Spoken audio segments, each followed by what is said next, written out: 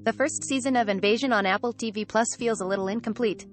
Across its 10 episodes, which chart a handful of humans grappling with an alien invasion, the story slowly teases out the reality of what's happening. There are hints here and there, a haunting artificial voice, a mysterious alien killing weapon, a kid with seizures that may or may not show the future, but the biggest reveal of all doesn't even happen until the very last shot in the final episode. It still managed to pull me in, but that pull has a lot to do with potential. Rather than standing on its own, the initial season of Invasion feels like the first chapter of a much grander science fiction epic.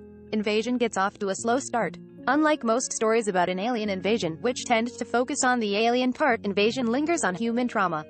Early on, there's barely even a mention of the invading extraterrestrials. Instead, Invasion's global story tracks a handful of different threads spread across the world, which ultimately end up loosely connected. Each has some tie to the otherworldly events. There's a young boy in London who is prone to seizures that may be connected to the invasion, a family from a Long Island that's struggling with infidelity and also happens to possibly have a weapon that can kill aliens, a space engineer in Japan who seems to be the only one able to communicate with them, and an American soldier who is separated from his squad in Afghanistan after what appears to be an attack.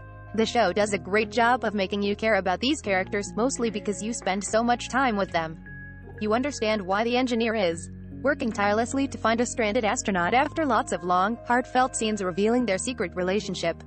Likewise, while the soldier comes across as a jerk initially, his slowly revealed backstory ultimately turns him into a sympathetic figure.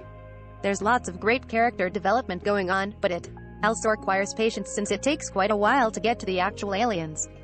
For the first half of the season, it's mostly just hints that there's something going on beyond a natural disaster of some kind. This all means that when the aliens do finally appear, it's a huge deal. The reveal is great and neatly changes the tone of the show. From then on, Invasion becomes something different, balancing out its character drama, which never fully goes away, thankfully, with some intriguing alien mysteries and the flat-out horror of dealing with the invaders. There's a terrifying scene in a secluded house where a family tries to sneak away from one of the spiked blob creatures. Later, we see the soldier making his way through a war-torn hospital amidst an infestation as if this was a first-person Resident Evil game. You never get much in the way of answers. What you don't get are much in the way of answers. There are some small revelations, like when you learn that the London teen had visions of the invasion before it happened, or when it appears that the Japanese researcher discovers how the aliens communicate. But nothing is ever clear. Even when it seems like the aliens have been defeated, the show throws another twist at you. This isn't necessarily a bad thing. Mystery is important, and those unknowns are part of what has kept me coming back. But the result is that Season 1 doesn't feel like a complete story, with its own distinct arc. It's 10 episodes of setup.